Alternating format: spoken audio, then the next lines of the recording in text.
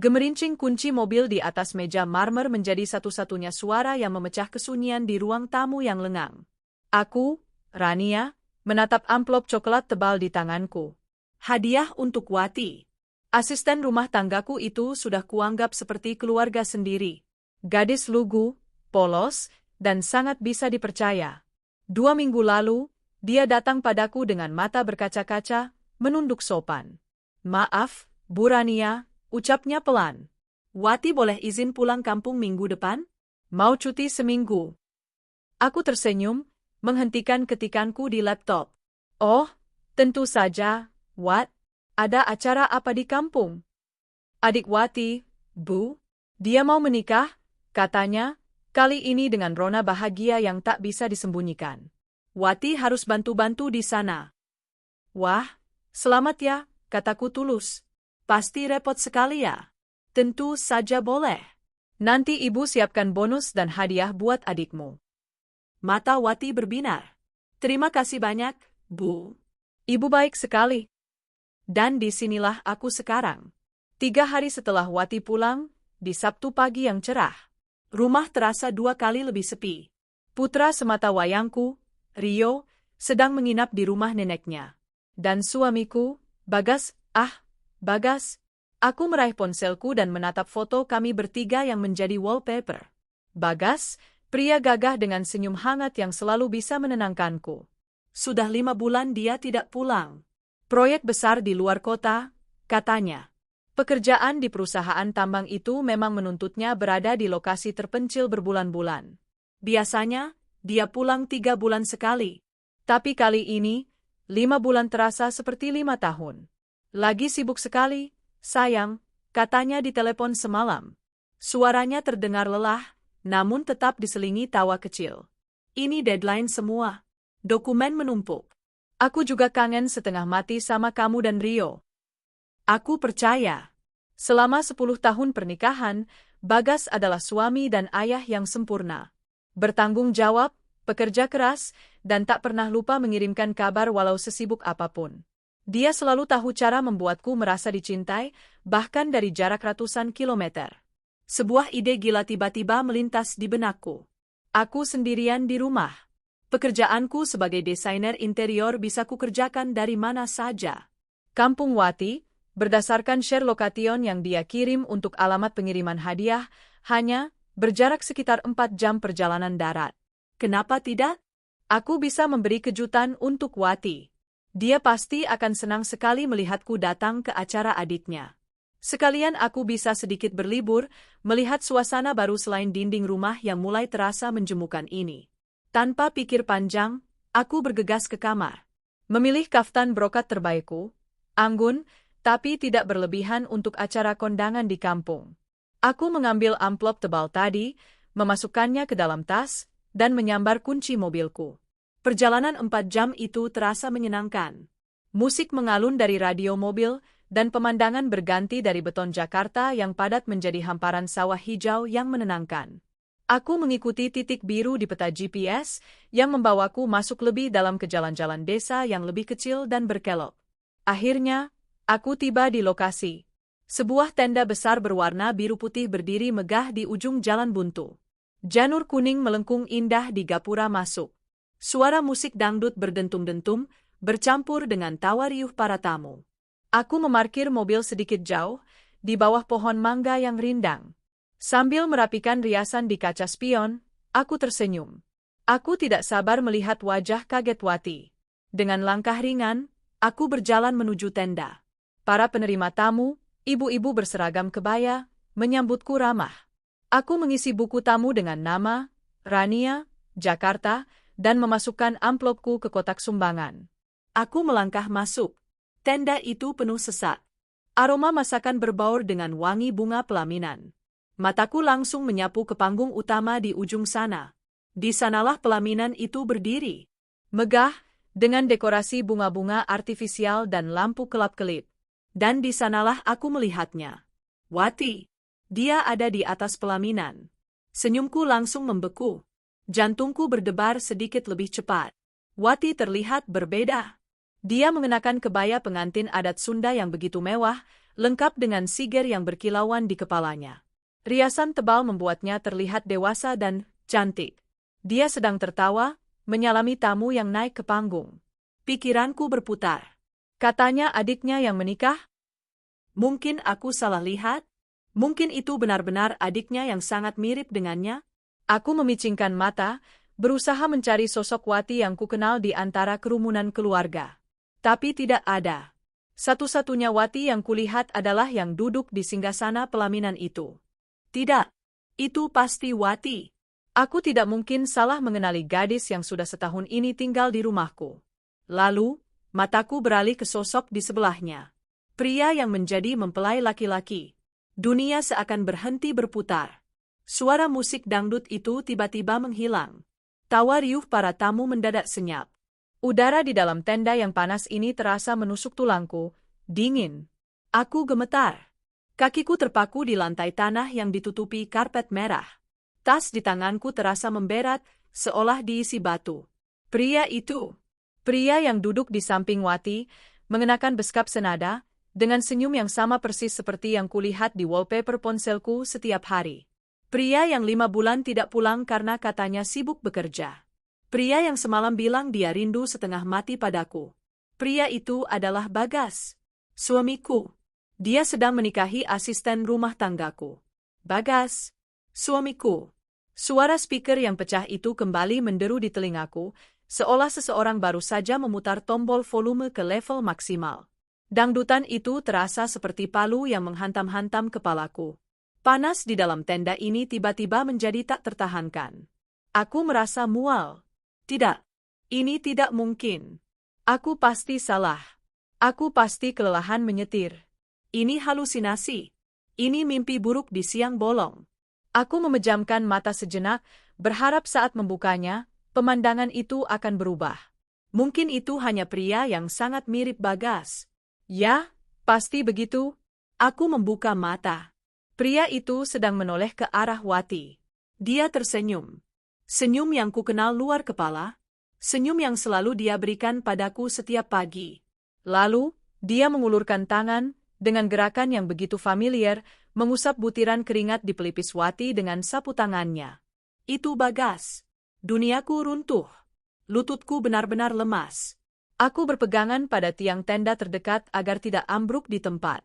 Gemetar yang kurasakan bukan lagi getaran kecil. Seluruh tubuhku bergoncang hebat, seolah aku berdiri di tengah gempa bumi dahsyat yang pusatnya ada di dalam hatiku. Katanya pekerjaannya banyak sekali. 5 bulan tidak pulang. Napasku tercekat. Kepingan-kepingan puzzle yang selama ini tak masuk akal, kini tersusun dengan sendirinya, membentuk sebuah gambar pengkhianatan yang begitu menjijikkan. Aku teringat percakapan kami beberapa minggu lalu, saat Wati sedang menyetrika pakaianku. Sudah punya pacar? Wat? Tanyaku iseng, sambil menyeruput teh. Wati, yang biasanya pemalu, pipinya merona merah. Are, Bu? Maksudnya, ada yang lagi dekat? Oh ya, aku ikut senang. Siapa? Orang mana? Orang baik, Bu, jawabnya, masih sambil menunduk. Dia pekerja keras. Penyabar sekali orangnya. Wah, idaman itu, kataku tertawa. Kapan-kapan kenalin sama ibu, dong. Dia kerja di luar kota, Bu. Jarang pulang, sahutnya cepat. Pekerja keras. Penyabar. Perhatian. Kerja di luar kota. Ya Tuhan. Pria yang dia ceritakan itu adalah suamiku. Selama ini, di bawah atap rumahku sendiri, mereka bermain sandiwara. Kapan? Kapan ini dimulai? Otakku berputar cepat, kembali ke masa 7 bulan lalu. Wati baru sebulan bekerja. Bagas pulang cuti selama seminggu dari proyeknya. Aku ingat betul minggu itu. Kami sangat bahagia. Aku, Bagas, dan Rio menghabiskan waktu bertiga. Atau tidak bertiga? Aku ingat Bagas memuji masakan Wati yang katanya, persis masakan ibunya. Aku ingat Bagas sering mengambil minum sendiri ke dapur, padahal biasanya dia selalu minta tolong padaku. Aku ingat Wati yang terlihat gugup dan salah tingkah setiap kali Bagas ada di dekatnya. Aku mengira itu karena dia pegawai baru yang canggung pada majikan laki-lakinya. Betapa bodohnya aku. Betapa butanya aku. Benih perselingkuhan itu tumbuh di rumahku sendiri. Di kamarku. Di dapurku. Saat Bagas kembali keluar kota, mereka melanjutkan hubungan itu. Diam-diam. Sering tentu saja. Panggilan-panggilan penting dari kantor yang dia terima di teras belakang yang membuatnya menjauh dariku dan Rio. Itu bukan kantor. Itu Wati. Dan cuti libur Wati sebulan lalu, yang katanya ibunya sakit keras, ternyata menyusul ke tempat suami bekerja dan menginap di tempat tinggal suamiku. Dia tidak pulang kampung. Dia menyusul Bagas. Dia menginap di mes suamiku. Mereka hidup bersama sebagai suami istri di sana, sementara aku di sini, di Jakarta, menjaga rumah dan membesarkan anak kami, setia menunggu kepulangannya. Dan sekarang ini, pernikahan. Bagas, suamiku, menikahi pembantuku. Dia menggunakan kebohongan, pekerjaan, untuk menutupi rencana busuk ini. Dia bahkan pasti sudah merencanakannya jauh-jauh hari. Mencari tanggal, memesan catering, mencetak undangan. Lalu sebuah pikiran yang lebih menusuk menghantamku. Uang, proyek besar ini, katanya untuk masa depan kami. Untuk tabungan pendidikan Rio. Kami bahkan punya rekening tabungan bersama yang khusus dia gunakan untuk mengelola bonus proyek. Dia gunakan tabungan bersama untuk belikan rumah pelakor. Darahku mendidih. Uang hasil jerih payahku, uang yang kucicil dari setiap proyek desain interior yang kukerjakan sampai larut malam, dia gunakan untuk membelikan rumah bagi wanita ini. Dia akan menyembunyikan Wati di kota tempatnya bekerja. Menjadikannya istri kedua yang rahasia. Sementara aku, istri pertamanya, akan dia kunjungi sebulan sekali atau sesempatnya, seperti pesakitan yang menunggu jatah. Itukah rencananya? Hidup bahagia punya dua istri? Satu di kota, satu disembunyikan di dekat tempat kerjanya? Aku menatap mereka berdua di pelaminan. Bagas sedang tertawa. Wati tersenyum malu-malu sambil menerima amplop dari tamu. Mereka terlihat sangat bahagia. Pasangan yang sempurna. Rasa sakit di dadaku kini berubah menjadi sesuatu yang lain. Sesuatu yang dingin, keras, dan tajam. Bukan lagi gemetar. Ini adalah kemarahan. Kemarahan yang begitu pekat hingga membuat pandanganku jernih. Aku tidak akan lari. Aku tidak akan pingsan. Aku tidak akan menangis. Tidak di sini. Aku datang jauh-jauh 4 jam untuk kondangan. Mereka bilang ini pesta. Mereka akan mendapatkan pesta yang tidak akan pernah mereka lupakan seumur hidup. Aku mengumpulkan seluruh keberanian dan sisa tenaga yang kumiliki. Aku menegakkan punggungku. Kaftan brokat mewah yang kukenakan tiba-tiba terasa seperti baju zirah. Aku merapikan rambutku yang tergerai. Dengan dagu terangkat, aku melangkah. Tegar, tegak, anggun. Aku berjalan melewati kerumunan tamu yang berdesakan. Pandanganku lurus terkunci pada dua sosok di atas pelaminan itu. Aku tidak peduli pada tatapan orang-orang yang mungkin heran melihat wanita kota yang datang sendirian. Langkah demi langkah, aku semakin dekat. Musik masih berdentum. Para tamu masih tertawa. 10 meter, 5, 3. Aku kini berdiri tepat di kaki tangga pelaminan. Wati adalah yang pertama melihatku. Matanya terbelalak. Senyum di wajahnya yang dirias tebal itu luntur seketika. Dia pucat pasi, bibirnya terbuka seolah ingin berteriak tapi tak ada suara yang keluar. Bu Rania, bisiknya, nyaris tak terdengar. Genggaman tangannya di lengan Bagas pasti mengencang. Bagas, yang sedang menyalami tamu lain, menoleh untuk melihat apa yang membuat pengantin barunya itu ketakutan. Dia menoleh. Mata kami bertemu. Senyum di wajah Bagas lenyap dalam sepersekian detik. Wajahnya berubah menjadi topeng horor, kaget, dan ketakutan yang luar biasa. Dia membeku. Sapu tangan yang tadi dia pegang jatuh ke lantai pelaminan. Seluruh tenda mendadak senyap. Musik berhenti. Para tamu yang sedang mengantre di tangga menyingkir, merasakan ada sesuatu yang sangat salah. Aku tersenyum. Senyum paling tenang, paling dingin, paling menakutkan yang pernah kumiliki. Bagas, sapaku, suaraku terdengar jernih dan kuat. Pestanya meriah sekali. 1 detik, 2 detik, 3 detik. Keheningan yang pecah di tenda itu terasa lebih memekakkan telinga daripada musik dangdut yang tadi berdentum. Wajah Bagas pucat pasi. Darah serasa surut dari mukanya, menyisakan topeng kengerian yang tak pernah kulihat seumur hidupku. Bibirnya bergerak-gerak, tapi tak ada suara yang keluar. Di sebelahnya, Wati gemetar hebat. Siger di kepalanya bergetar, membuatnya tampak seperti boneka rusak. Burana? Desisnya lagi. Air mata mulai menggenang, merusak riasan mahal di wajahnya. Rania? Akhirnya Bagas menemukan suaranya. Terdengar serak. Kamu ngapain di sini? Pertanyaan bodoh. Pertanyaan paling bodoh yang keluar dari mulut seorang pengkhianat yang tertangkap basah. Aku tersenyum, masih dari posisiku di kaki pelaminan. Ngapain? Tentu saja kondangan, Bagas. Wati bilang adiknya menikah. Sebagai majikan yang baik, saya datang untuk memberi selamat. Saya tidak menyangka pestanya semeriah ini.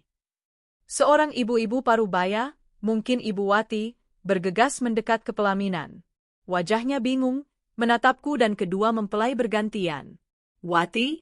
Ini siapa? Tanyanya dengan logat daerah yang kental. Inilah saatnya.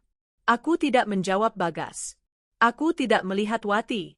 Aku menatap lurus ke ibu itu. Kenalkan, Bu, kataku, suaraku tenang namun bergema di seluruh penjuru tenda. Nama saya Rania. Saya datang jauh-jauh dari Jakarta. Aku mengambil jeda, membiarkan semua mata tertuju padaku. Saya adalah istri sah dari pria yang duduk di pelaminan itu. Bam! Pekikan tertahan terdengar dari kerumunan tamu. Ibu Wati ternganga, tangannya menutup mulut. Seluruh panitia dan keluarga yang berdiri di dekat panggung membeku. Kata, istri sah, menggantung di udara panas itu, penuh racun.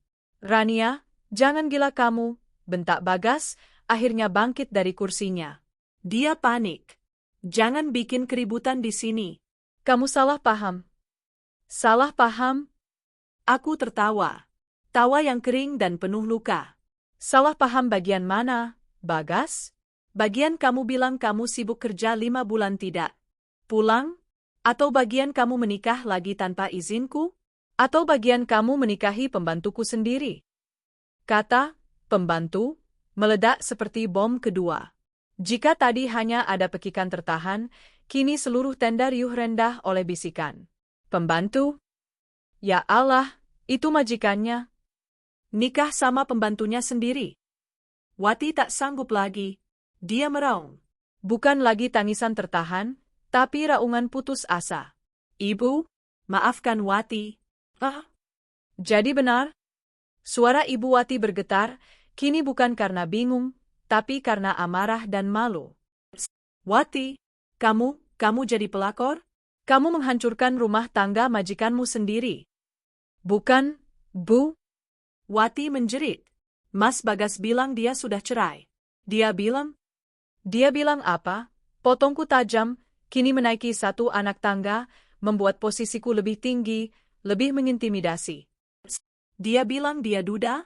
Dia bilang aku yang jahat? Dia bilang aku tidak mengurusnya? Aku menatap mata Bagas lekat-lekat. Itu yang kamu katakan pada gadis ini, Bagas? Kebohongan apa lagi yang kamu pakai untuk merayunya? Rana?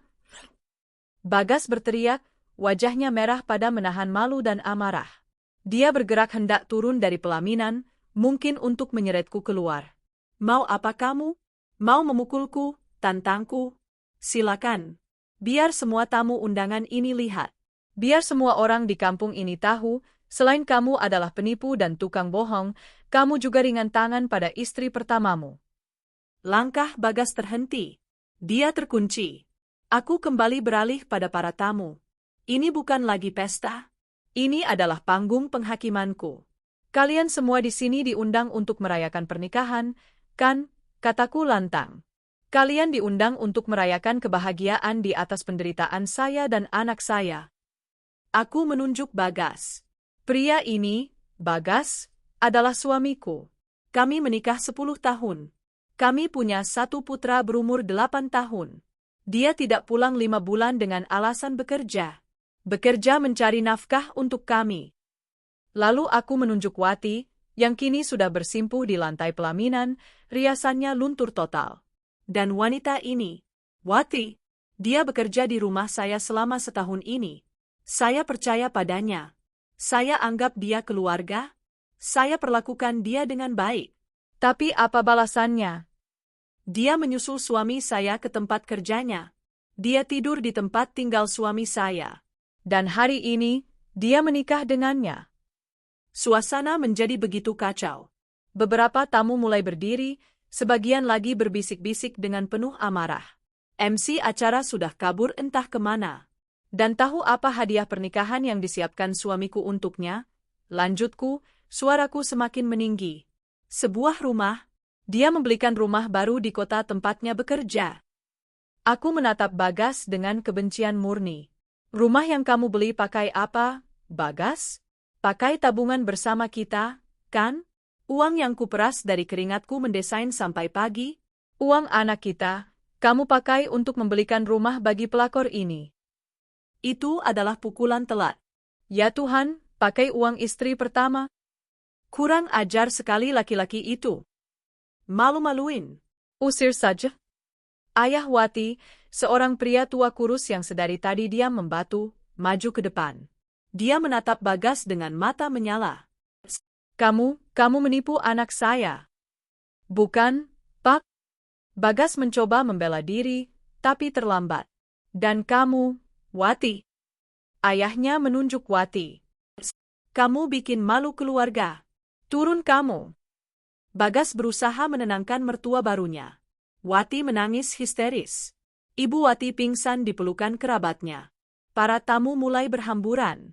Pesta itu hancur total. Di tengah kekacauan itu, aku berdiri tegak. Aku sudah mengatakan semua yang perlu kukatakan. Kebusukan mereka sudah terbuka. Wajah mereka sudah hancur di depan semua orang yang mereka undang untuk merayakan kebahagiaan mereka. Aku memandang Bagas untuk terakhir kalinya. Dia menatapku dengan tatapan campur aduk. Marah, benci, tapi paling besar takut. Dia tahu ini baru permulaan. Pestanya kuhancurkan, bisikku pada diriku sendiri. Dengan punggung tegak, aku berbalik badan. Aku berjalan pelan, anggun, membelah kerumunan yang menatapku dengan campuran kasihan dan kagum. Aku meninggalkan mereka dalam puing-puing pesta pernikahan mereka. Saat aku mencapai mobilku, aku mendengar suara piring pecah dan teriakan-teriakan dari dalam tenda. Penghakiman massa telah dimulai. Aku menyalakan mesin mobil. Tanganku masih gemetar, tapi bukan karena takut. Ini adalah getaran adrenalin dari kemenangan pertama. Perang baru saja dimulai. 4 jam perjalanan kembali ke Jakarta terasa seperti melintasi neraka. Tangan Rania yang mencengkeram setir mobil bergetar hebat. Bukan lagi getaran adrenalin seperti saat di tenda tadi, tapi getaran syok yang tertunda. Kini, setelah panggung itu ia tinggalkan, realitas menghantamnya tanpa ampun. Setiap tikungan jalan, setiap kali ia menginjak pedal gas, bayangan Bagas di pelaminan itu berkelebat. Senyumnya pada Wati. Cara dia mengusap pelipis Wati. Cara mereka berdua, sebagai pasangan, menyalami tamu. Air mata yang tadi mati-matian ia tahan di tenda, kini tumpah tak terbendung. Ia harus menepikan mobilnya di sebuah bahu jalan yang sepi, di bawah temaram lampu jalan yang remang-remang. Disitulah, sendirian di dalam mobil mewahnya, Rania akhirnya meraung. Ia memukul-mukul setir. Ia menjerit. Menjeritkan nama Bagas, menjeritkan nama Wati, menjeritkan ketidakadilan yang meremukkan hatinya. 10 tahun. 10 tahun ia bangun pagi menyiapkan sarapan. 10 tahun ia mendukung karir Bagas. 10 tahun ia setia, menjaga rumah, membesarkan putra mereka sendirian sementara Bagas bekerja keras di luar kota. Dia seakan pria baik bertanggung jawab dan selalu memberi yang terbaik untukku dan anakku. Semua itu topeng. Manisnya, perhatiannya, kata-kata rindunya di telepon, semua kebohongan yang dirangkai begitu rapi. Rasa sakit itu begitu menusuk, begitu dalam, hingga Rania nyaris tak bisa bernapas. Ia membayangkan Wati. Gadis lugu yang ia tolong, yang ia beri pekerjaan, yang makan dari piring yang sama dengannya. Gadis itu tidur dengan suaminya. Di rumahnya. Di ranjangnya. Rasa mual kembali naik ke tenggorokannya.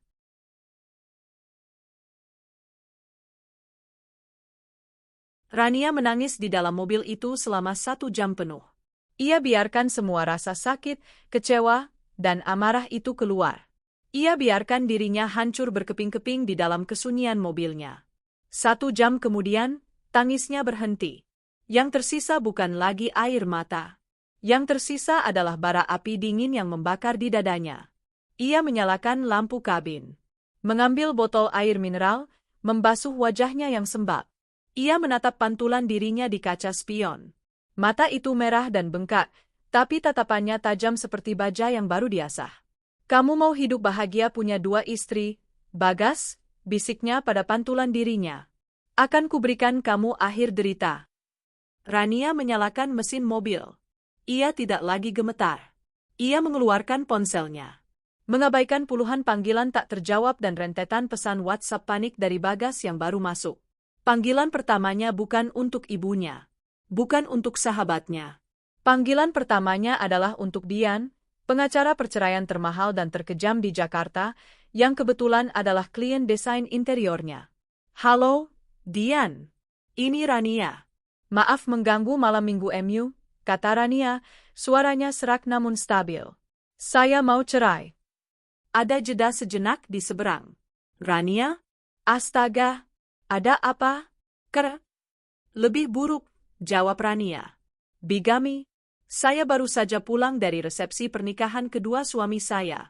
Dengan pembantu saya. Saya punya foto. Saya punya videonya. Keheningan total di seberang telepon. Kamu, serius?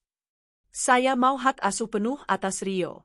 Saya mau rumah yang kami tempati sekarang. Dan saya mau sita semua aset atas namanya. Termasuk 1 rumah baru yang dia beli di Kalimantan, yang dia jadikan hadiah pernikahan untuk istri barunya, kata Rania dalam 1 tarikan napas. Oke, suara Dian langsung berubah profesional. Dengar Rania, ini berat, tapi kamu harus fokus. Pertama, rekening. Apakah kalian punya rekening bersama? Punya. Tabungan yang katanya untuk investasi proyek. Desis Rania. Buka M-Banking kamu sekarang. Pindahkan setiap rupiah yang ada di rekening bersama itu ke rekening pribadimu. Sekarang juga. Kosongkan. Jangan sisakan sepeser pun. Rania segera melakukannya sambil menyetir. Jantungnya berdebar saat melihat saldo. Sebagian besar sudah terkuras. Ada transaksi besar 5 hari lalu.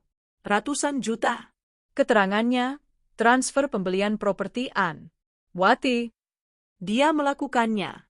Dia begitu kurang ajar hingga mentransfer uang itu langsung dari rekening bersama mereka ke atas nama Wati. Dia mentransfernya ke nama pembantu itu, Dian, kata Rania, giginya bergemeletup. Bagus, seru Dian. Itu bukti aliran dana. Screenshot sekarang. Kirim ke saya. Sekarang pindahkan sisa uangnya. Cepat. Rania melakukannya. Dalam hitungan detik, rekening bersama itu kini bersaldo 0. Bagus. Kedua, lanjut Dian. Blokir semua kartu kredit tambahan yang dia pegang. Ketiga, besok pagi kumpulkan buku nikah, akta lahir Rio, sertifikat rumah, BPKB mobil. Bawa semua ke kantor saya Senin pagi jam 9. Ada lagi, Rania, kata Dian. Kamu mau dia hancur? Bukan begitu. Aku mau dia kehilangan segalanya. Seperti aku kehilangan segalanya hari ini, jawab Rania dingin. Dia kerja di mana? Perusahaan tambang besar itu, kan? Yang go public. Iya, PT Tambang Kencana. Perusahaan TBK sangat sensitif soal reputasi. Mereka punya klausul moral dan kode etik yang ketat. Seorang manajer senior yang terbukti melakukan bigami, apalagi dengan skandal seperti ini, adalah liabilitas besar. Siapa nama bosnya? Rania menyebutkan nama Direktur Operasi, Pak Hendra. Pria yang beberapa kali ia temani Bagas makan malam bersama. Bagus. Sekarang dengarkan saya. Jangan hubungi Bagas. Jangan balas pesannya. Biarkan dia panik. Kamu sampai rumah, kumpulkan semua bukti. Senin, kita masukkan gugatan. Tapi malam ini, kamu punya 1 panggilan lagi yang harus dilakukan. Rania tiba di rumahnya yang megah namun terasa dingin dan kosong. Pukul 11 malam. Ia mengabaikan ponselnya yang terus bergetar di atas meja. Ia mandi air panas. Mengganti kaftan brokatnya yang kini terasa ternoda dengan piyama sutra yang nyaman. Ia membuat secangkir teh panas. Lalu, ia duduk di ruang kerjanya. Membuka laptop. Ia menarik napas dalam-dalam. Ia mencari nomor Pak Hendra, atasan langsung Bagas. Ia tidak akan menelepon.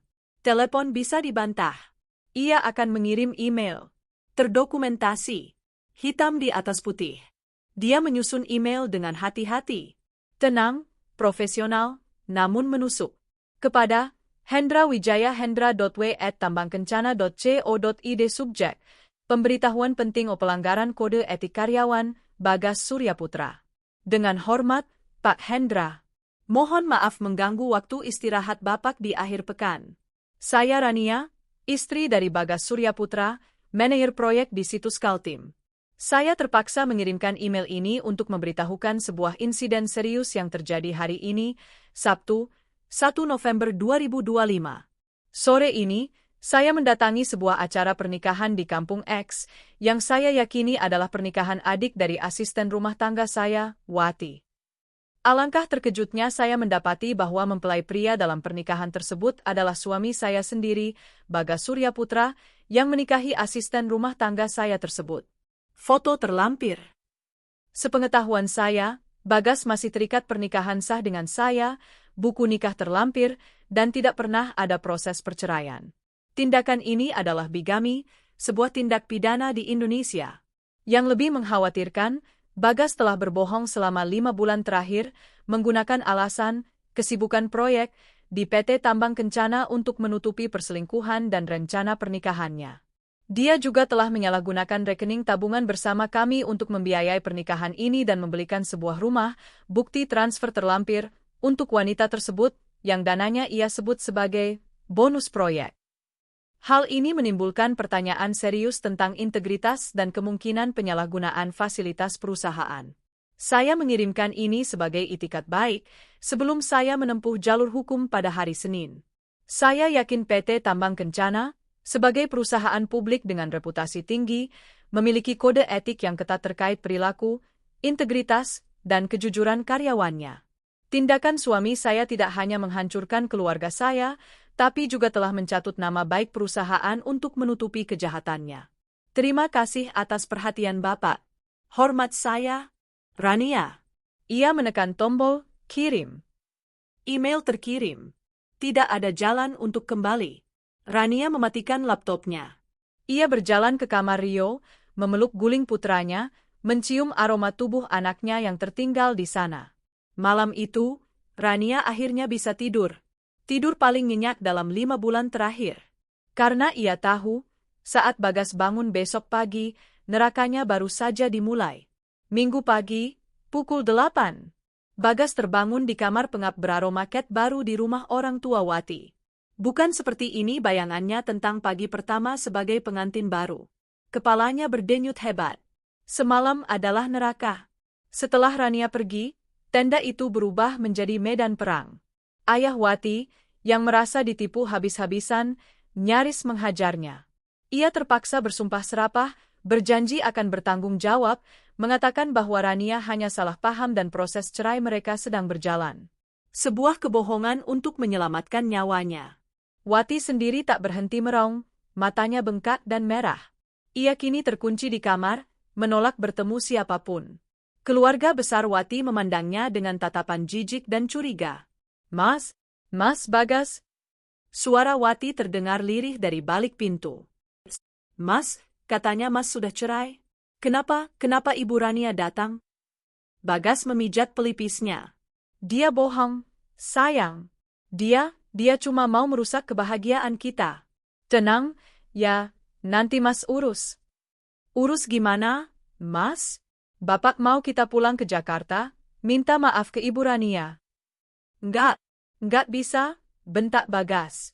Rencana awalnya adalah membawa Wati langsung ke Kalimantan setelah acara. Sembunyi, menikmati rumah barunya. Tapi sekarang, semuanya kacau. Prioritas pertama, uang. Ia harus menenangkan keluarga Wati. Ia harus menunjukkan bahwa ia pria bertanggung jawab. Ia akan memberikan mereka sejumlah uang untuk menutup malu dan segera membawa Wati pergi dari kampung terkutuk ini. Ia meraih ponselnya. Rania. Ratusan panggilan dan pesan darinya sejak semalam. Semua belum dibaca. Rania, angkat. Aku bisa jelaskan. Kamu salah paham. Ini nggak seperti yang kamu lihat.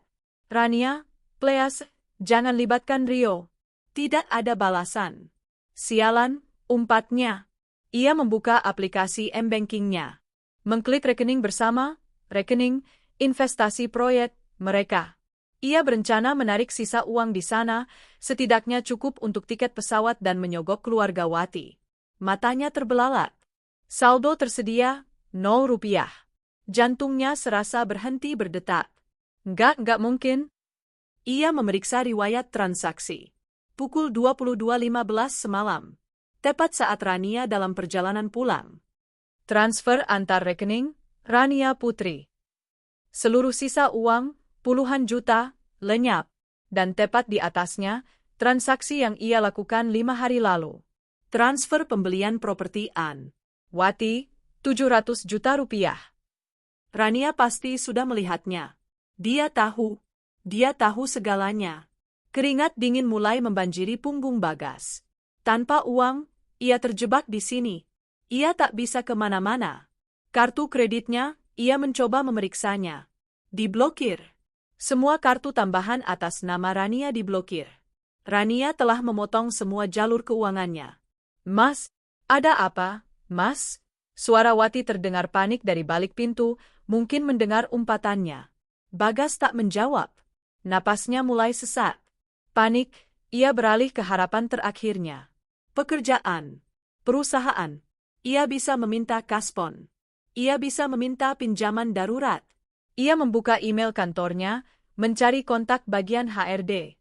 Dan di sanalah email itu berada. Sebuah email forward dari Pak Hendra, atasannya. Email yang dikirim pukul 11 malam tadi. Email dari Rania. Mata Bagas membaca setiap kata dengan ngeri. Subjek, pelanggaran kode etik karyawan. Suami saya sendiri, Bagas Suryaputra, menikahi asisten rumah tangga saya, bigami, sebuah tindak pidana, mencatut nama baik perusahaan, menyalahgunakan rekening tabungan bersama kami. Bonus proyek, foto terlampir. Bukti transfer terlampir. Buku nikah terlampir. Ya Tuhan. Bagas terhuyung. Ia jatuh terduduk di tepi ranjang reot itu. Rania tidak hanya menghancurkan pestanya. Dia menghancurkan reputasinya. Dia mengirimkan bukti. Foto. Bukti transfer. Dia menyerang langsung ke jantung karirnya. Ponselnya berdering. Di layar tertera nama, Pak Hendra. Dengan tangan gemetar hebat, Bagas mengangkatnya. Pak, pagi, Pak. Jangan panggil saya, Pak, Bagas. Suara di seberang terdengar dingin dan tanpa basa-basi. Pak Hendra, yang biasanya kebapakan, kini terdengar seperti algojo. Saya sudah baca email dari istri Anda. Saya sudah lihat fotonya. Saya sudah lihat bukti transfernya. Pak, itu salah paham, Pak. Saya bisa? Salah paham bagaimana, Bagas? Kamu pikir saya bodoh? Kamu melakukan tindak pidana bigami. Kamu mencemarkan nama baik PT Tambang Kencana. Kamu bilang uang, bonus proyek, untuk beli rumah istri kedua? Kamu mau bilang kamu korupsi juga, begitu? Tidak, Pak. Sumpah, tidak. Itu uang pribadi saya. Saya tidak peduli, potong Hendra. Dengar baik-baik. Mulai detik ini, kamu dinonaktifkan dari semua tugas. Investigasi internal akan segera dimulai hari Senin. Semua fasilitas perusahaan, termasuk mes di Kaltim dan kendaraan dinas, akan ditarik. Jangan coba-coba datang ke kantor. Tim audit akan memeriksa semua proyek yang kamu pegang. Mengerti? Pak, tolong, saya punya keluarga? Harusnya kamu pikir itu sebelum kamu menambah keluarga baru. Sinis Hendra.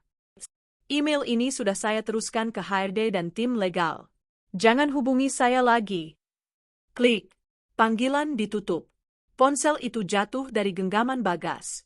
Hening. Ia kini terdampar di kampung antah berantah. Tanpa uang, tanpa pekerjaan, dengan istri baru yang histeris dan keluarga mertua yang membencinya. Neraka baru saja dimulai. Senin pagi, pukul 9 waktu Indonesia Barat. Kantor Hukum Diana Partners. Rania duduk tenang di ruangan ber-AC yang mewah, menyesap cappuccino. Ia mengenakan blazer putih gading, wajahnya dirias tipis namun tegas. Tak ada jejak air mata tersisa. Dian, sang pengacara, menutup teleponnya dan tersenyum tipis. Berita bagus, kata Dian. Pak Hendra merespons sangat positif. Tim legal mereka akan kooperatif. Bagas resmi dinonaktifkan pagi ini juga. Mereka bahkan akan membantu kita melacak aliran dana lain jika ada indikasi penyelewengan dana perusahaan. Dia dipecat, tanya Rania. Belum. Tapi skorsing tanpa gaji sambil menunggu investigasi internal itu sama saja dengan hukuman mati di levelnya. Reputasinya hancur. Tidak akan ada perusahaan TBK lain yang mau menyentuhnya setelah ini. Rania mengangguk puas. Lalu, rumah itu? Dian mendorong setumpuk dokumen ke arah Rania. Ini lebih seru. Gugatan perdata sudah kita daftarkan. Kita tidak hanya menggugat Bagas atas harta Gonogini. Kita juga menggugat Wati secara pribadi. Menggugat Wati? Tentu saja. Atas dasar perbuatan melawan hukum. Dia menerima uang yang dia tahu atau patut duga berasal dari aset pernikahan yang sah. Kita akan menuntut pengembalian rumah itu. Kita sudah ajukan sita jaminan ke pengadilan agar rumah itu dibekukan. Dia tidak bisa menjualnya, tidak bisa mengalihkan kepemilikannya. Dian tersenyum. Wati, si gadis lugu, itu, akan segera menerima surat panggilan pengadilan. Dia tidak hanya kehilangan suami barunya, dia juga akan kita seret ke meja hijau. Hadiah pernikahan yang dia banggakan itu akan menjadi mimpi buruk terbesarnya. Rania membalas senyuman itu. Buat dia membayar, Dian. Oh, tentu saja, kata Dian. Kita akan ambil semuanya kembali. Dan lebih. Seminggu telah berlalu sejak hari pernikahan yang menjadi bencana itu. Bagi Bagas dan Wati, rumah sederhana orang tua Wati di kampung itu telah berubah menjadi penjara berterali tak kasat mata. Pesta yang seharusnya menjadi awal kebahagiaan, kini menjadi sumber aib abadi bagi keluarga besar mereka. Setiap pagi, Wati terbangun bukan oleh kecupan suaminya, melainkan oleh isak tangis ibunya di dapur dan tatapan tajam ayahnya yang penuh kebencian. Para tetangga tidak lagi datang membawa hadiah, mereka datang untuk berbisik-bisik di depan pagar, menunjuk-nunjuk rumah itu sebagai sarang pelakor. Sampai kapan kita di sini, Mas? Tanya Wati di hari ke-7. Suaranya parau, matanya bengkat. Dia sudah menanggalkan gaun pengantinnya, kembali memakai daster kusam. Tak ada lagi binar di matanya, hanya ketakutan. Sabar, desis Bagas. Dia sedang mondar-mandir di kamar sempit itu, wajahnya tak terurus, kemeja batiknya kusut. Aku lagi cari jalan keluar. Jalan keluar apa? Dia tidak punya apa-apa. Rekeningnya nol. Kartu kreditnya ditolak bahkan untuk membeli pulsa. Rania telah memutusnya dari dunia. Dia kini adalah pria yang sepenuhnya bergantung pada belas kasihan keluarga mertua barunya, keluarga yang membencinya karena telah menipu mereka. Dia mencoba menjual jam tangan mewahnya kepada tengkulak di pasar desa, tapi ditawar dengan harga yang keterlaluan rendah. Itu bahkan tidak cukup untuk membeli tiket bus ke Jakarta. Jalan keluar apa, Mas? Wati mulai terisak. Rumah kita, rumah yang Mas janjikan? Apa kita akan tinggal di sana? Kapan kita pergi dari sini? Aku malu, Mas. Diam, Wati, bentak Bagas, kemarahan yang tertahan akhirnya meledak. Manis dan sabarnya telah hilang, terkuras habis bersama saldo rekeningnya. Kamu pikir aku tidak malu? Ini semua karena kamu. Kenapa kamu harus ngotot pesta besar-besaran? Harusnya kita langsung ke Kalimantan. Harusnya kita sembunyi. Wati terperangah. Pria penyabar dan perhatian yang ia kenal telah berubah menjadi monster yang menakutkan. Kok Mas nyalahin aku? Mas sendiri yang bilang Mas sudah cerai. Mas bilang Ibu Rania yang jahat. Mas bohong. Aku bohong untuk membahagiakan kamu. Membahagiakan aku atau membahagiakan dirimu sendiri? Cinta yang mereka bangun diam-diam, yang terasa begitu mendebarkan saat bersembunyi dari Rania, kini di bawah cahaya kenyataan yang keras, berubah menjadi racun. Mereka mulai saling menyalahkan, saling membenci. Di tengah pertengkaran hebat itu, seorang pria berseragam kurir pos datang ke rumah, diantar oleh Pak RT. "Permisi, apa benar ini dengan Ibu Wati?" Wati mengusap air matanya, menerima sebuah amplop coklat tebal berlogo Pengadilan Negeri. "Surat apa ini, Mas?" tanyanya gemetar. Bagas merebut amplop itu. Tangannya gemetar saat membukanya. Matanya membelalak ngeri saat membaca isinya. Itu bukan surat cinta. Itu adalah gugatan perdata dan penetapan sita jaminan. "Apa, Mas? Apa isinya?" desak Wati, panik melihat wajah suaminya. "Rana?" desis Bagas, suaranya seperti tercekik. Dia menggugat kita." "Menggugat apa?" "Dia menggugatmu, Wati. Atas perbuatan melawan hukum. Dia menuntut pengembalian rumah. Rumah di Kalimantan itu." "Nggak bisa," jerit Wati. "Itu hadiah pernikahan buat aku. Itu atas namaku." "Dia melampirkan bukti transfernya," teriak Bagas, melempar kertas-kertas itu ke lantai. "Dia melacak aliran dananya. Uang itu dari rekening bersama kami. Dan pengadilan mengabulkan sita jaminan. Rumah itu dibekukan, Wati. Kita tidak bisa menjualnya. Kita tidak bisa menempatinya. Rumah itu hilang. Ini adalah pukulan terakhir. Hadiah pernikahan, satu-satunya kebanggaan yang Wati miliki, satu-satunya jaminan masa depannya, kini lenyap. Dia menikahi seorang pria yang kini tak punya uang, tak punya pekerjaan, dan kini tak punya rumah untuk ditawarkan." Wati menjerit histeris. Ayah dan ibunya menerobos masuk ke kamar. "Ada apa lagi ini?" bentak ayahnya. Bagas, dalam puncak keputusasaannya, menatap ayah mertuanya. "Pak, tolong pinjami saya uang. Saya harus ke Jakarta. Saya harus bicara dengan Rania. Saya akan ceraikan Wati, saya janji, saya akan ceraikan dia, asal Rania mencabut gugatannya." "Pak!" Sebuah tamparan keras mendarat di pipi Bagas. Bukan dari ayah Wati, tapi dari Wati sendiri. Matanya menyala penuh kebencian. "Jadi itu rencanamu," desis Wati. "Setelah Mas menghancurkan hidupku? Setelah Mas membuatku malu di kampung ini? Mas mau mencampakkanku begitu saja?" Di Jakarta, Rania baru saja selesai mengawasi tukang kunci mengganti seluruh sistem keamanan di rumahnya. Rumah itu kini terasa lebih aman, lebih bersih. Putranya, Rio, baru saja ia jemput dari rumah neneknya. Hatinya perih saat harus menjelaskan sebagian kebenaran pada bocah 8 tahun itu. "Sayang," katanya sambil memeluk Rio erat. Ayah sedang ada masalah besar di pekerjaannya. Dan ayah melakukan sesuatu yang sangat menyakiti hati ibu." "Ayah jahat sama ibu?" tanya Rio polos. Rania menarik napas. "Iya, sayang, ayah jahat. Jadi, untuk sementara, mungkin untuk waktu yang lama, ayah tidak akan tinggal di sini lagi. Sekarang hanya ada ibu dan Rio. Tapi ibu janji, ibu akan jaga kamu dan kita akan baik-baik saja." Rio memeluknya erat. "Rio sayang ibu."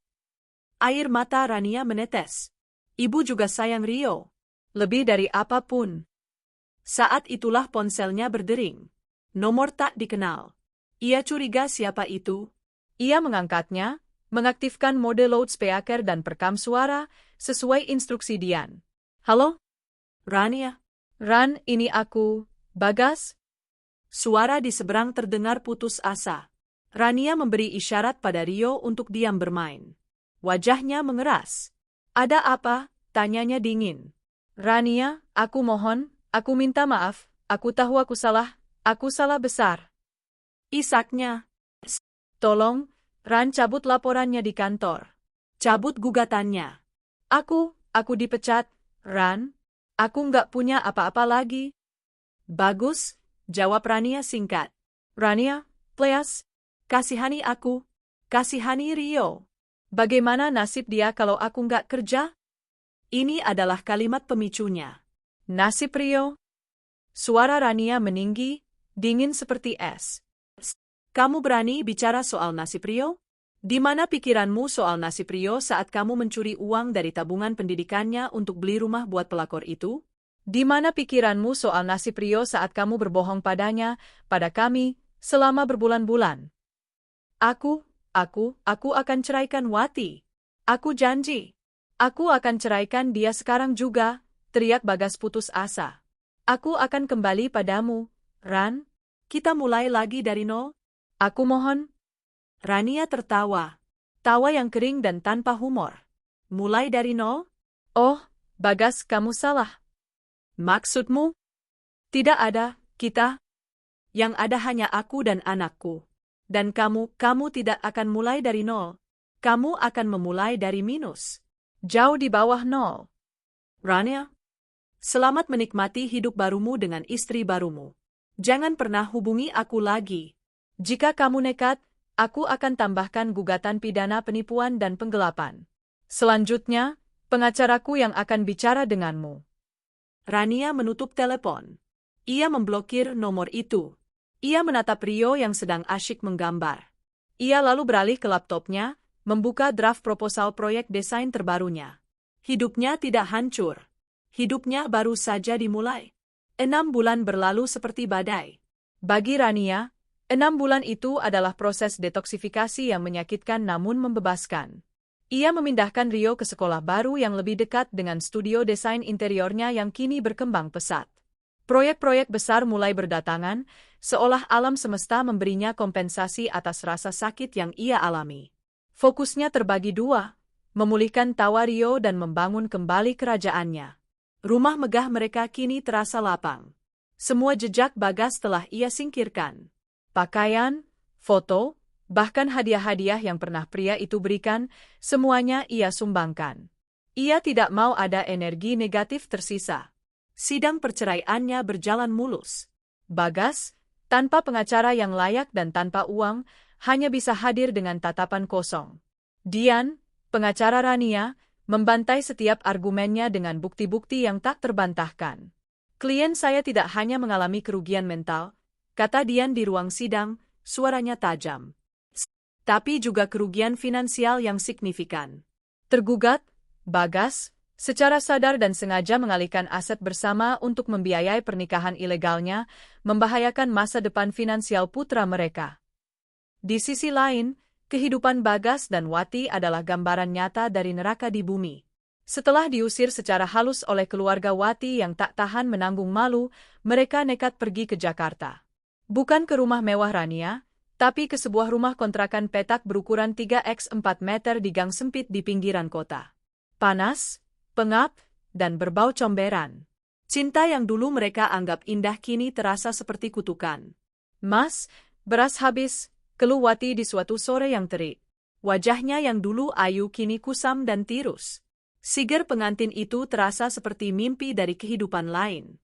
Bagas, yang sedang berbaring di tikar, menatap langit-langit triplek yang bocor. Aku nggak punya uang, Wati. Kamu tuli. Terus kita makan apa?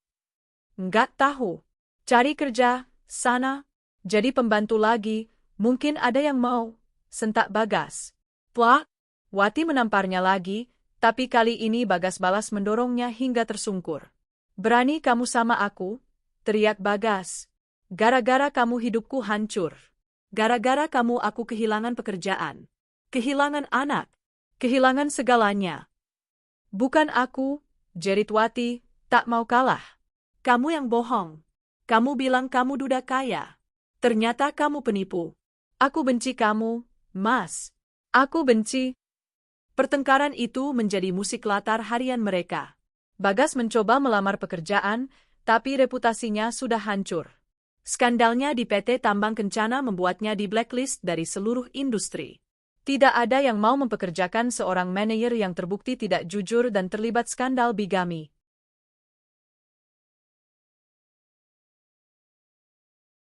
Dia berakhir menjadi kuli panggul di pasar, mengangkat karung-karung berat dengan sisa-sisa harga dirinya yang terkoyak.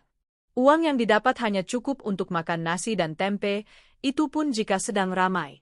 Wati, yang kini membenci Bagas setengah mati, terpaksa kembali menjadi Art.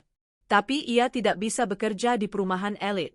Ia bekerja sebagai buruh cuci harian di kampung itu, dibayar murah, tangannya melepuh karena deterjen keras.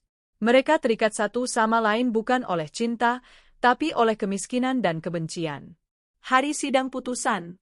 2 agenda sekaligus, putusan cerai dan putusan gugatan perdata atas rumah di Kalimantan.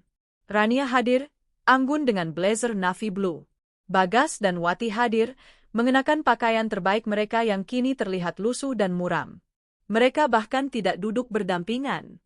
Sidang pertama, perceraian. Hakim mengetuk palu. Mengadili, suara hakim menggema. 1. Mengabulkan gugatan perceraian dari penggugat, Rania Putri, secara fair stake. 2. Menetapkan hak asuh penuh atas anak bernama Rio Suryaputra jatuh ke tangan penggugat. 3. Menghukum tergugat, Bagas Suryaputra, untuk memberikan nafkah iddah dan mut'ah, serta tunjangan anak sebesar 15 juta rupiah per bulan yang akan dinaikkan 10% setiap tahunnya hingga anak tersebut dewasa. Bagas terperangah. 15 juta? Dia bahkan tidak menghasilkan 1,5 juta sebulan. Ini adalah hukuman mati finansial. Dia akan selamanya terjerat utang pada Rania. Rania tersenyum tipis. Dia tahu Bagas takkan mampu membayarnya. Itu bukan tujuannya. Tujuannya adalah surat putusan itu yang menyatakan Bagas wajib membayar. Surat yang bisa ia gunakan kapan saja untuk menagihnya secara hukum. Sidang kedua, gugatan perdata rumah. Wati duduk di kursi tergugat 2. Dia gemetar. Hakim membacakan pertimbangan. Berdasarkan bukti transfer yang diajukan penggugat, terbukti bahwa dana pembelian rumah di Kalimantan atas nama tergugat 2, Wati, berasal dari rekening bersama antara penggugat dan tergugat I, Bagas, selama masa pernikahan mereka. Tindakan tergugat I mengalihkan dana tersebut tanpa persetujuan penggugat adalah tidak sah. Tergugat 2, Wati, yang menerima dana tersebut dengan itikat tidak baik dan patut menduga uang itu adalah hasil dari perselingkuhan, tidak memiliki hak atas properti tersebut. Palu diketuk lagi. Lebih keras. Mengadili. Menyatakan rumah di Jalan Cendana, Kaltim, adalah bagian dari harta bersama penggugat dan tergugat I, memerintahkan agar rumah tersebut disita dan diserahkan sepenuhnya kepada penggugat, Rania Putri, sebagai bagian dari pembagian harta Gonogini. Wati pingsan di kursinya. Hadiah pernikahannya, satu-satunya hal berharga yang ia pikir ia miliki, kini secara hukum dirampas darinya. Rania berjalan keluar dari gedung pengadilan. Udara Jakarta siang itu terasa segar. Dian menjabat tangannya. Selesai, Rania. Kamu bebas. Kamu mendapatkan hak asuh penuh, dan kamu mendapatkan rumah itu kembali. Apa yang akan kamu lakukan dengan rumah di Kaltim itu? Tanya Dian. Rania tersenyum. Jual. Uangnya akan langsung saya masukkan ke rekening dana pendidikan Rio. Tepat di tempat seharusnya uang itu berada. Di koridor pengadilan yang sepi, Bagas mencoba menyadarkan Wati yang terkulai lemas. Mereka tidak saling bicara. Tidak ada lagi yang perlu dibicarakan. Mereka telah kehilangan segalanya. Bagas menatap punggung Rania yang berjalan anggun menuju mobilnya. Wanita yang pernah mencintainya sepenuh hati itu kini telah menjadi algojo yang menghancurkan hidupnya dengan senyum paling tenang. Rencana Bagas untuk hidup bahagia punya 2 istri telah resmi berakhir. Yang tersisa hanyalah derita. Bau disinfektan dan udara dingin AC pengadilan menusuk hidung Wati. Dia terbangun di kursi koridor yang keras, kepalanya berdenyut hebat. Hal terakhir yang ia ingat adalah palu hakim yang diketuk, dan kata-kata diserahkan sepenuhnya kepada penggugat. Rumah itu hilang. Dia menoleh. Bagas duduk di sampingnya, tapi tidak memandangnya. Pria itu menatap lurus ke dinding seberang dengan tatapan kosong. Wajahnya, yang dulu selalu tersenyum hangat, kini kuyu, cekung, dan tua. Mas? Bisik Wati. Suaranya serak. Bagas tidak menoleh. Apa? Jawabnya dingin. Kita kalah? Bagas tertawa. Tawa yang kering dan mengerikan. Kalah? Kita tidak hanya kalah, Wati. Kita dihancurkan. Di bumi hanguskan. Dia akhirnya menoleh, matanya merah. Kamu dengar tadi? 15 juta sebulan. Untuk Rio. Dia tahu aku tidak punya pekerjaan. Dia tahu aku dipecat. Dan rumah itu, rumah kita. Rumahku, potong Wati, suaranya tiba-tiba meninggi. Rasa pusingnya hilang, digantikan amarah. Itu rumahku. Hadiah pernikahanmu untukku. Hadiah dari uang siapa, Wati? Bentak Bagas, kini berdiri. Beberapa orang yang lewat di koridor menoleh. Itu uang dia. Uang Rania. Dan sekarang dia mengambilnya kembali. Puas kamu? Kenapa kamu salahkan aku? Jerit Wati, ikut berdiri. Kamu yang bilang kamu kaya. Kamu yang bilang kamu bisa urus semuanya. Kamu yang bohong. Dan kamu yang percaya, balas Bagas. Kamu yang mau jadi pelakor. Kamu pikir enak jadi pelakor? Ini akibatnya. Sekarang kita tidak punya apa-apa. Tidak ada rumah, tidak ada uang. Dan aku punya utang ratusan juta pada Rania seumur hidupku. Wati terdiam. Dia menatap pria di depannya. Pria yang ia puja, yang ia anggap sebagai pangeran penyelamat. Pria penyabar, pekerja keras, dan perhatian itu telah lenyap. Yang ada di hadapannya adalah pecundang miskin yang pemarah. Dia telah menukar masa depannya, reputasinya, dan kehormatannya untuk seorang pecundang. Tanpa berkata apa-apa lagi, Bagas berjalan pergi meninggalkan Wati. Mas Bagas, tunggu. Wati berlari kecil, meraih lengan kemeja kusut Bagas. Kita mau kemana? Kita mau tinggal di mana? Bagas menghempaskan tangannya. Aku tidak tahu. Pikir saja sendiri. Bukankah kamu yang hebat? Yang bisa merebut suami orang? Harusnya kamu juga bisa cari tempat tinggal. Mereka berjalan keluar dari gedung pengadilan yang megah itu ke jalanan Jakarta yang panas dan berdebu. Kontras yang menyakitkan. Perjalanan pulang ke kontrakan petak mereka adalah siksaan dalam keheningan. Mereka naik angkot, berdesakan, saling membuang muka. Bau keringat dan kebencian menguar di antara mereka. Di sisi lain kota, Rania dan Dian duduk di sebuah kafe yang tenang, merayakan kemenangan mereka dengan secangkir kopi mahal. Jadi, apa langkah selanjutnya? Tanya Dian sambil mengaduk minumannya. Rania menatap keluar jendela. Wajahnya tenang. Rio. Langkah selanjutnya adalah Rio. Aku akan menjemputnya dan memeluknya. Maksudku soal aset, Dian tersenyum. Rumah di Kalimantan. Oh, itu, kata Rania. Dia mengeluarkan ponselnya. Aku sudah punya nomor agen properti di sana. Aku mau itu dijual. Cepat. Berapapun penawaran pertama yang masuk dan masuk akal, ambil. Aku tidak mau properti itu mengingatkanku pada apapun. Dian mengangguk, kagum. Kamu tegas sekali, Rania. Aku harus, jawab Rania. Aku tidak sedang balas dendam, Dian. Aku sedang mengambil kembali apa yang menjadi hak anakku. Tidak lebih, tidak kurang. Dan Bagas? Utang 15 juta per bulan itu, dia tidak akan bisa membayarnya. Aku tahu, kata Rania dingin. Surat putusan itu bukan untuk menagih uangnya. Surat itu adalah rantai. Rantai yang akan mengikatnya secara hukum selamanya. Setiap kali dia mencoba bangkit, setiap kali dia mencoba memulai hidup baru, surat itu akan datang, mengingatkannya bahwa dia punya utang pada putranya sendiri. Itu penjara yang kubuat khusus untuknya. Setelah selesai, Rania menyetir mobilnya. Bukan ke rumah, tapi ke sekolah Rio. Dia menunggu di gerbang. Saat Rio berlari keluar dan melihatnya, anak itu tersenyum lebar. Ibu? Rio berlari dan melompat ke pelukannya. Rania memeluk putranya erat, menghirup aroma tubuhnya. Disinilah kemenangannya. Disinilah hartanya. Kita pulang, sayang, bisiknya. Mulai hari ini, semua akan baik-baik saja. Malam harinya di kontrakan petak, Bagas dan Wati duduk di lantai yang dingin. Tidak ada makanan. Tidak ada yang bicara. Listrik token berbunyi, menandakan akan segera padam. Mas, aku lapar, cicit Wati. Bagas melempar uang 5.000 rupiah ke lantai. Hanya itu yang tersisa. Beli mie instan. 1. Wati memungut uang itu dengan air mata tertahan. Saat inilah dia sadar. Dia dulu adalah Art di rumah mewah. Makan 3 kali sehari, tidur di kamar ber-AC, mendapat bonus. Sekarang, dia adalah istri dari pria miskin, berbagi 1 bungkus mie instan. Saat Wati beranjak ke warung, ponsel Bagas yang layarnya sudah retak itu bergetar. Nomor tak dikenal. "Halo," jawab Bagas malas. "Selamat malam. Dengan Bapak Bagas Suryaputra?" Suara di seberang terdengar berat dan formal. "Ya, siapa?" "Kami dari Bintang Jaya Finance.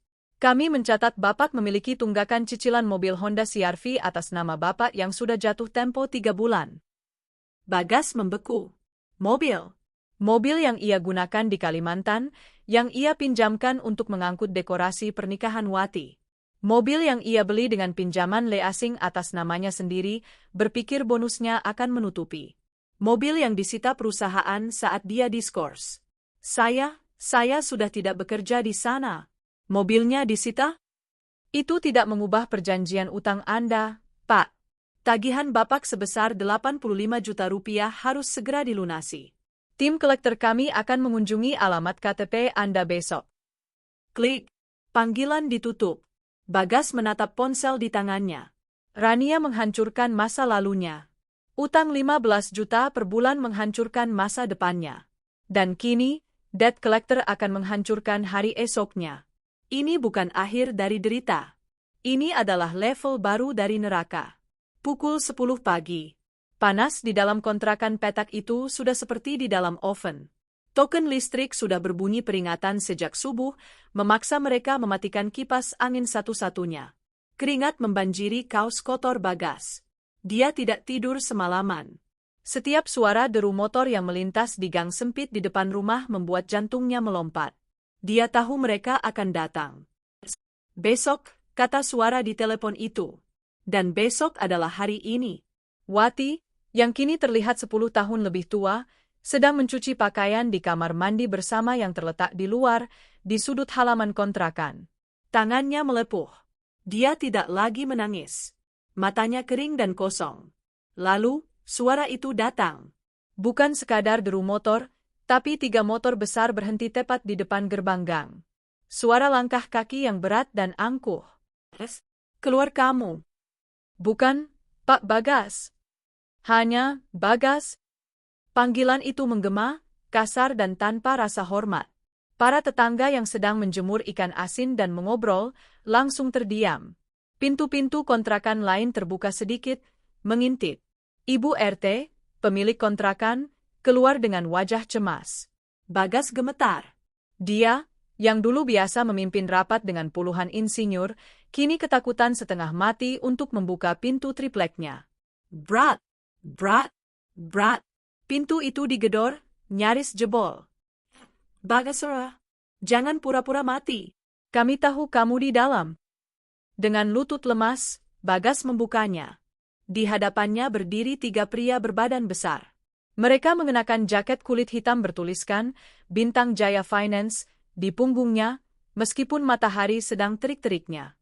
Bau alkohol dan rokok langsung menerpanya. "Heh, akhirnya keluar juga," kata pria yang paling besar, yang berkepala pelontos dan memiliki tato di leher. "Mana?" 85 juta. "Bayar sekarang." Pak, suara Bagas tercekat. "Kita bisa bicara baik-baik. Saya bisa jelaskan." "Baik-baik sudah lewat," bentak si pelontos. "Mobilnya mana?" "Mobilnya disita perusahaan lama saya, Pak. Saya di PHK. Saya tidak pegang mobilnya." Pria kedua, yang lebih kurus tapi bermata tajam, mendorong bahu Bagas hingga terhuyung. "Nggak ada urusan mobil disita. Di surat perjanjian, nama kamu. Utang kamu. Sekarang, bayar, atau kami sita barang di dalam."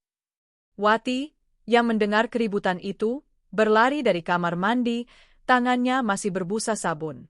Dia membeku di ambang pintu, melihat 3 pria sangar itu. Mata si pelontos langsung menyapu Wati dari atas ke bawah. "Oh, ini istri barunya? Yang katanya pelakor itu." Dia tersenyum miring. "Cantik juga. Habis berapa ratus juta buat modalin dia nikah, Mas?" Wajah Wati pucat pasi. Aibnya kini diumbar di depan seluruh tetangga. Jaga mulut Anda, desis Bagas, mencoba mengumpulkan sisa-sisa harga dirinya. Mulut kami urusannya gampang. Utangmu yang susah. Si Plontos mendorong Bagas minggir dan melangkah masuk ke dalam kontrakan petak itu. Lalu dia tertawa. Tawa yang keras dan menghina. Ini, teriaknya. Kamu sita barang apa di sini? Tikar? Kipas angin rongsok. Dia menendang panci berisi sisa mie instan semalam hingga isinya berhamburan. Kamu dulu manajer tambang, kan? Sekarang kamu tinggal di kandang tikus ini? Jatuh miskin sekali kamu. Penghinaan itu lebih sakit daripada pukulan fisik. Bagas hanya bisa mengepalkan tangannya, rahangnya mengeras. Nggak ada barang, kata si Plontos pada dua temannya. Dia lalu berbalik menatap Bagas. Dengar. Bos kami nggak suka cara begini. Minggu depan, kami datang lagi. Nggak ada uang 85 juta, atau minimal setengahnya, kami nggak akan main sopan lagi. Dia lalu menatap Wati. Atau istri barumu ini bisa kerja buat kami? Lumayan buat potong utang. Kurang aja. Bagas, dipicu oleh adrenalin dan amarah, melayangkan tinju. Itu kesalahan besar. Pria kedua dengan sigap menangkap tinjunya, memelintir lengannya ke belakang. Pria ketiga menendang lututnya hingga Bagas jatuh berlutut. Si Plontos tertawa. Masih galak, ya? Dia menjambak rambut Bagas. Dengar, gembel. Kami nggak peduli. Utang adalah utang. Matanya lalu menyorot sesuatu. Benda berkilau di jari Wati yang sedang gemetar ketakutan di sudut. Itu, katanya. Wati menjerit, menyembunyikan tangannya. Itu adalah cincin emas tipis, satu-satunya peninggalan ibunya. Bukan cincin kawin dari Bagas. Ambil, perintah si Plontos.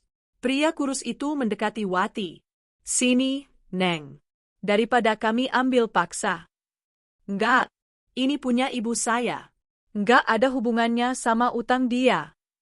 Wati meraung. Suamimu, kan? Berarti utangnya utangmu juga. Pria itu merebut tangan Wati dengan kasar dan menarik paksa cincin itu dari jarinya, meninggalkan bekas merah.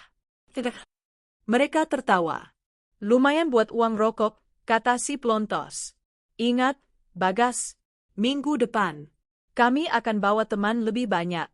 Dan kami akan datangi keluargamu di kampung. Dua-duanya. Keluarga kamu, dan keluarga dia. Ancaman itu adalah paku terakhir di peti mati Bagas. Mereka tahu alamat keluarganya. Ketiga pria itu pergi, meninggalkan kekacauan, mie instan yang berceceran, dan dua orang yang hancur. Pintu-pintu tetangga perlahan tertutup. Ibu RT menggelengkan kepala. Pak Bagas, katanya dari luar, kalau bikin ribut terus, bulan depan silakan cari kontrakan lain. Lagian, sewa bulan ini juga belum dibayar. Pintu ditutup. Hening. Di dalam petak sempit yang panas itu, hanya terdengar suara isak tangis Wati yang tertahan. Dia memegangi jarinya yang kini kosong. Ini? Isaknya, suaranya penuh kebencian. Ini hidup yang kamu janjikan? Kamu bilang aku akan jadi nyonya. Aku bahkan nggak bisa jaga cincin ibuku. Dia menatap Bagas, yang masih terduduk di lantai, menatap kosong ke dinding.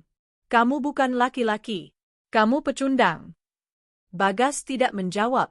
Hinaan debt collector dan hinaan Wati berputar-putar di kepalanya. Gembel. Kandang tikus. Pecundang. Dia harus dapat uang. Bukan uang receh dari kuli bangunan. Dia butuh uang besar. Cepat. Untuk membayar liasing.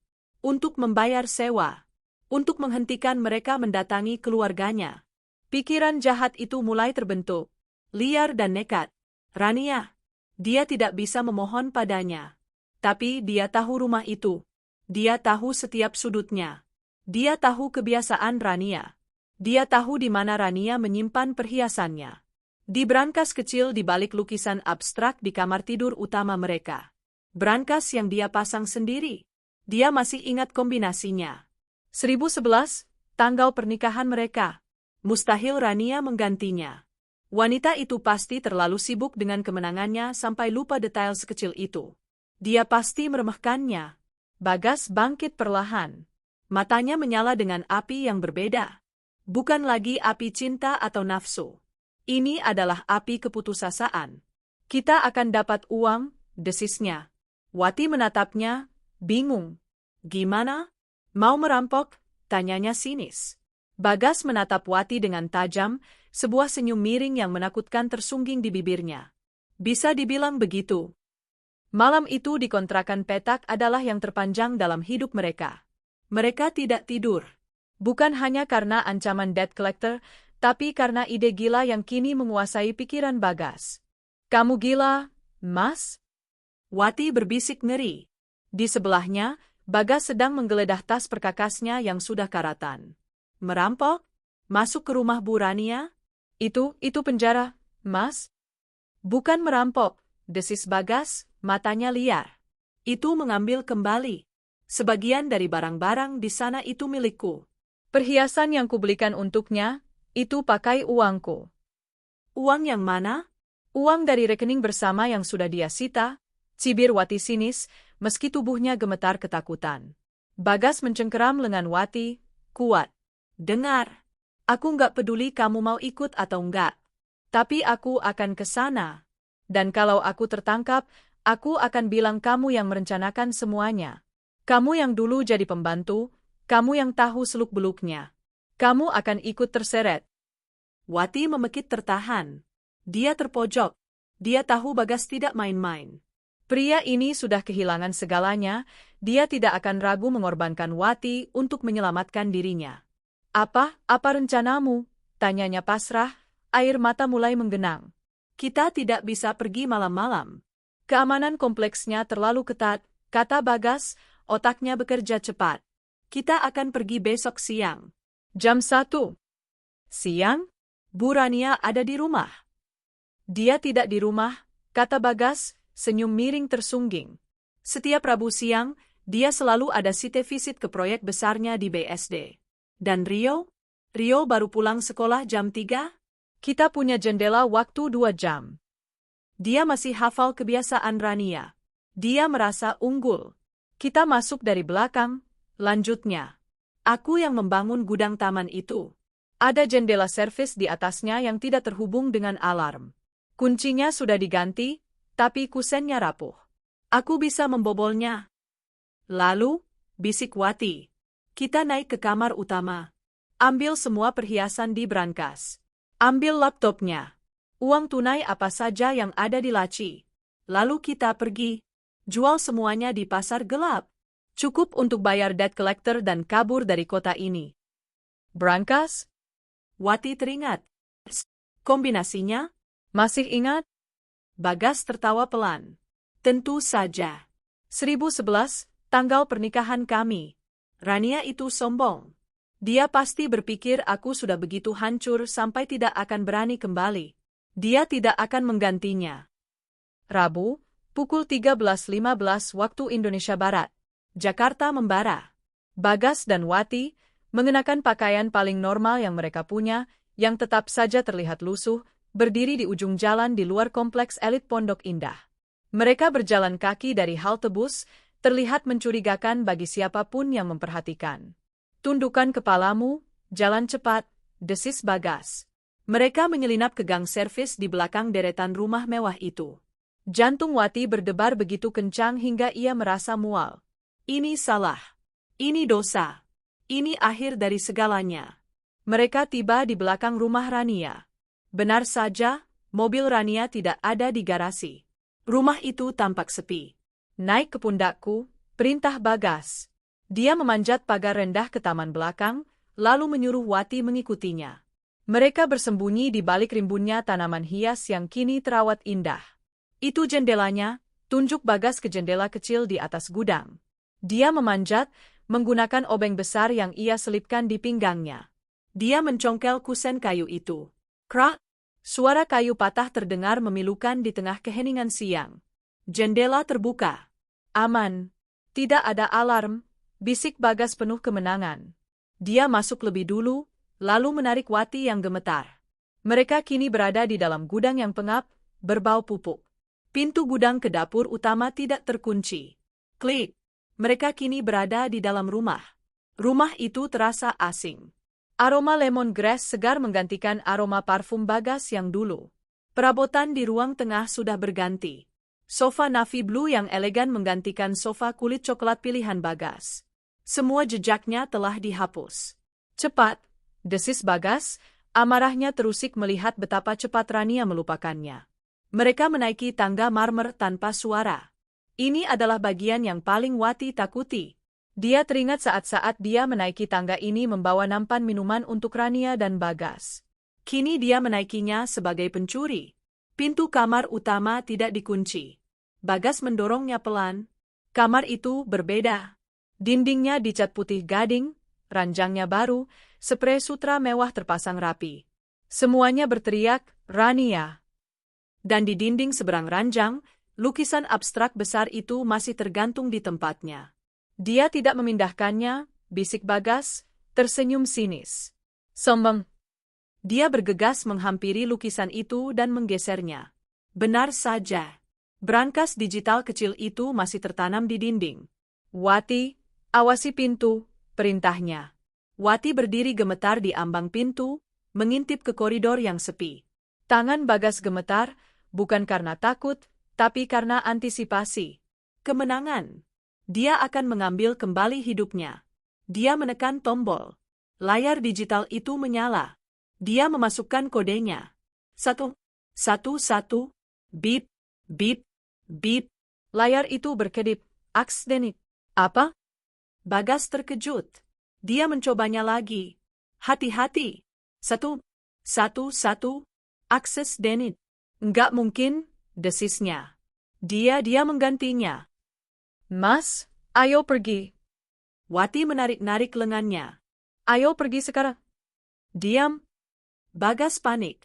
Dia mencoba tanggal lahirnya. Gagal. Tanggal lahir Rio. Gagal. Selan.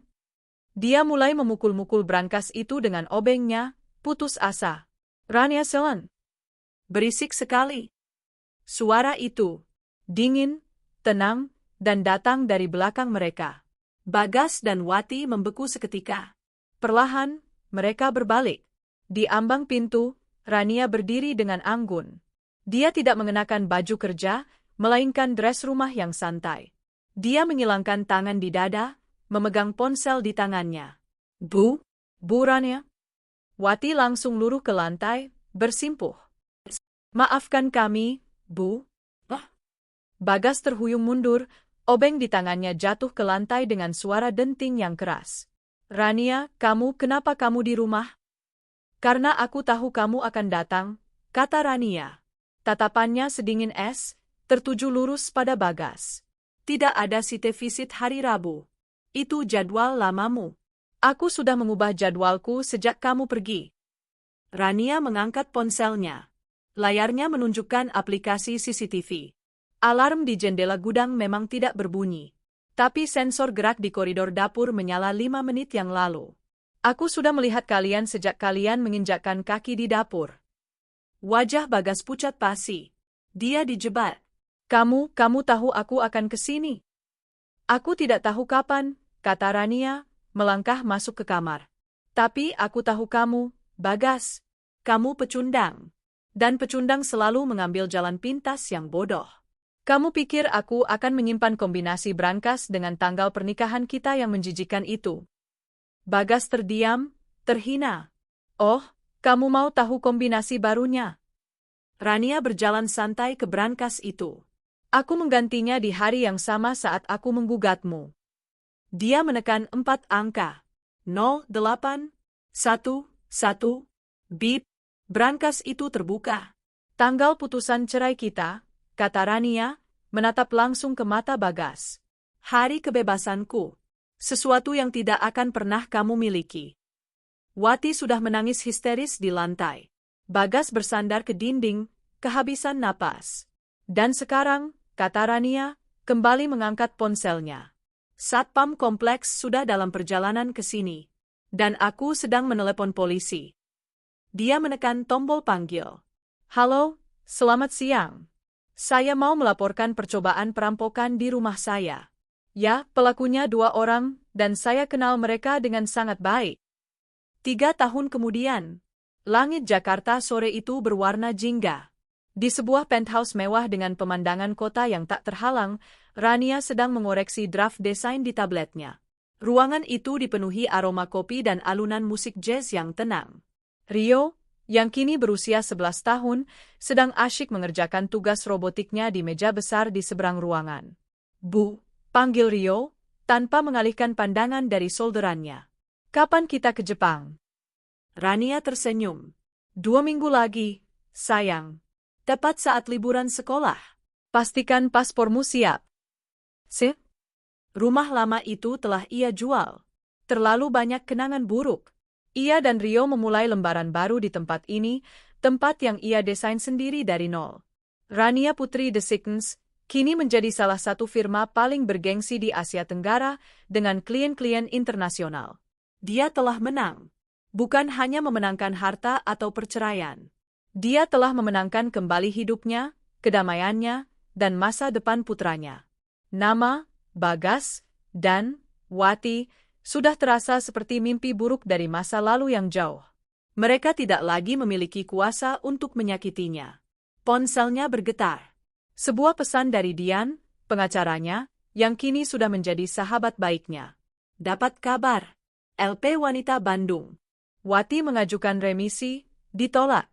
Dia bertengkar hebat dengan narapidana lain. Sepertinya dia tidak belajar apa-apa. Rania membaca pesan itu tanpa emosi. Dia hanya menghela napas. Di tempat lain, di waktu yang sama, di sebuah ruangan panas dan penuh sesak di Lembaga Pemasyarakatan Cipinang, seorang pria kurus dengan mata cekung sedang mengantre jatah makan malam. Rambutnya sudah banyak beruban, meski usianya baru menginjak pertengahan 40-an. Dia adalah Bagas. Dia divonis 4 tahun penjara atas percobaan perampokan, perusakan, dan pelanggaran masuk pekarangan. Vonis itu terasa ringan, tapi itu adalah paku terakhir di peti matinya. Dia tidak pernah mendengar kabar dari Wati lagi. Mereka diadili secara terpisah. Wati mendapat vonis 3 tahun penjara di penjara wanita. Hubungan mereka, yang dibangun di atas kebohongan, berakhir di ruang interogasi yang terpisah, di mana mereka saling menyalahkan habis-habisan untuk mencoba menyelamatkan diri masing-masing. Saat Bagas keluar dari penjara nanti, dia tidak punya apa-apa. Tidak ada keluarga yang mau menerimanya. Tidak ada pekerjaan.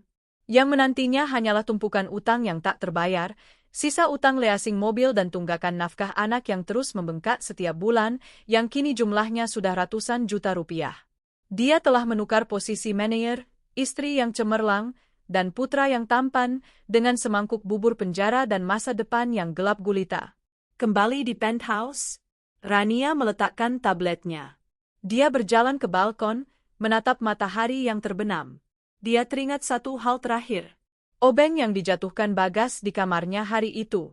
Polisi telah mengambilnya sebagai barang bukti. Dia ingat bagaimana Bagas dengan putus asa mencoba memasukkan kombinasi brankas. 1011, tanggal pernikahan mereka. Tanggal yang dulu ia anggap sakral. Rania tersenyum tipis pada dirinya sendiri. Dia berjalan ke kamar tidurnya yang baru. Di balik lukisan karya seniman muda Indonesia, sebuah brankas yang jauh lebih besar dan canggih tertanam di dinding. Dia menyentuh layarnya. Brankas itu memindai sidik jarinya dan terbuka dengan desisan pelan. Di dalamnya bukan hanya perhiasan. Ada surat-surat berharga, paspor Rio, dan akta kepemilikan penthouse ini. Saat pertama kali memasangnya, sistem memintanya memasukkan kode sandi cadangan. Angka yang ia pilih bukanlah 0811, tanggal perceraiannya.